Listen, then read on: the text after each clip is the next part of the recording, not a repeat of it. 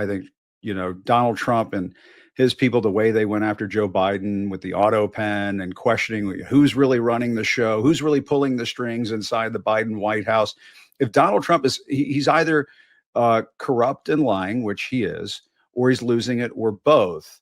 And I mean, to me, you know, this reeks of hypocrisy, because it sounds as though what's happening is that they're just putting pardons in front of him, and oh, okay, sure. Oh, they're doing business with Donnie and Eric. Okay, sure, that's fine. I'll do it.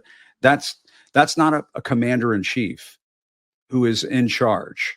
Well, yes, I think it's the old thing about every accusation is a Yeah, confession, right? So right, there is right. that.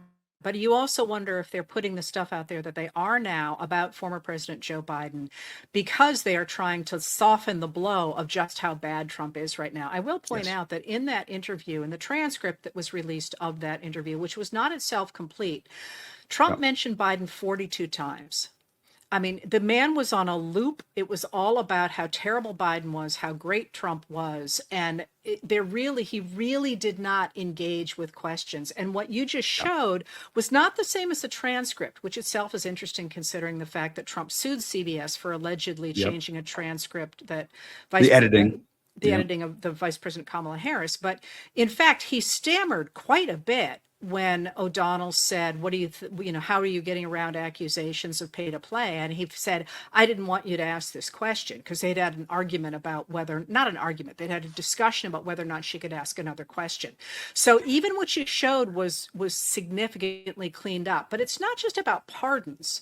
Like, Yeah. what else is happening in that White House that is being directed by people who were not elected by the American people and may or may not have our interests in mind? And I keep coming back to the fact that when the White House invoked the Alien Enemies Act of 1798, Trump said later he had not done it. And yet Yeah. it's signed in the Federal Register with Right. his name. So either he doesn't remember it or somebody else signed it.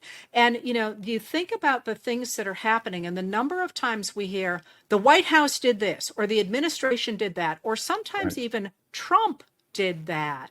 And then as you work your way down through the information, it turned out that the person really pushing things was Stephen Miller, the Deputy White House Chief of Staff, Yes. or was Russell Vought, the Director of the Office of Management and Budget, or perhaps in this case, Don Jr. and Eric Trump. I mean, we don't know. We just Yeah. don't know.